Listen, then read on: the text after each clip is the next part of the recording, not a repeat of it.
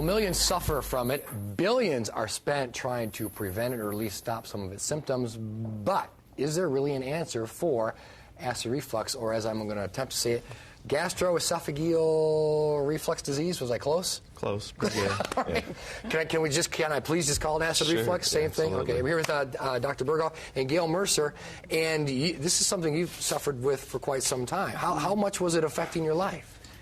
Well, I first approached my family doctor in 1980 because I was having symptoms of heartburn and indigestion, discomfort, and I was started on a medicine that was fairly new back then, Tagamet. And since that time, except for when I was having children, I've been on prescription medication ever since then. And so it's annoying to make that part of your routine, yes, at least, and expensive as well sometimes. Were you trying over-the-counter things prior to going to the doctor?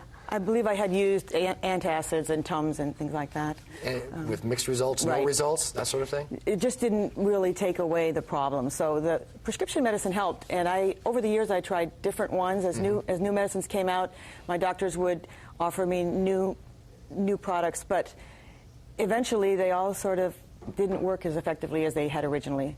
And in the end, in the last couple of years, I've been on 2 medicines and still had heartburn in spite of that. Well, we were throwing around the word cure. Is that what is available now for people? Is literally a cure? Get away from the prescriptions, get away from the Tums or the constant swallowing and dealing with this? I like that, cure, yeah.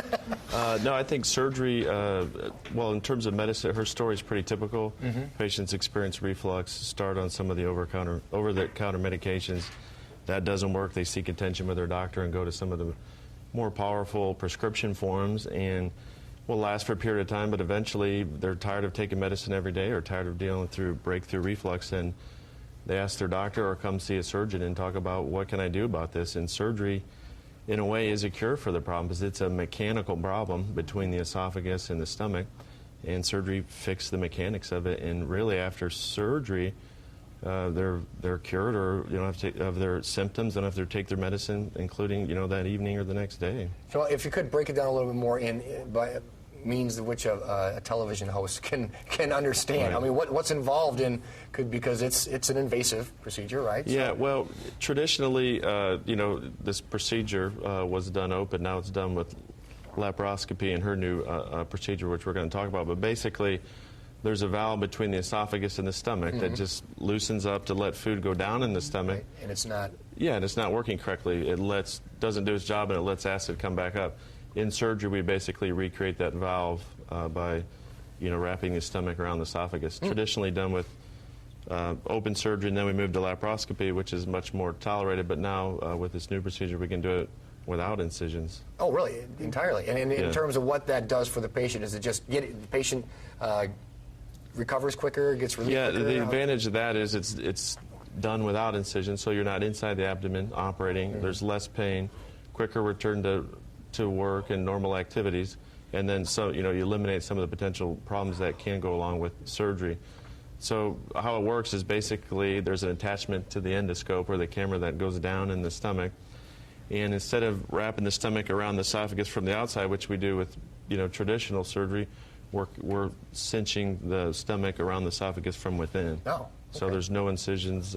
Patient has less pain. They're back to work. And that's the procedure. And the bottom line for you, Gail?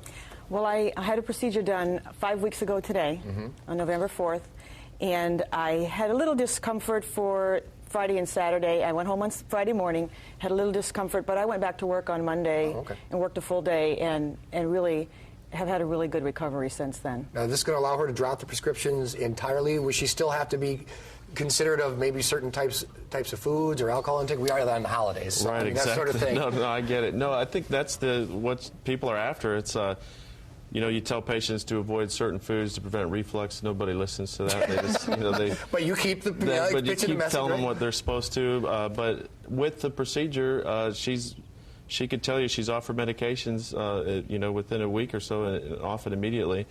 And more importantly, not only is she not having reflux, she's able to enjoy some of the things that she hasn't been able to do in the past, particularly, like you say, around the holidays. Are you eyeing some things, some platters that you've been skipping? I had pizza last weekend. All right. And I can't think of the last time I was able to eat pizza without needing to take medicine.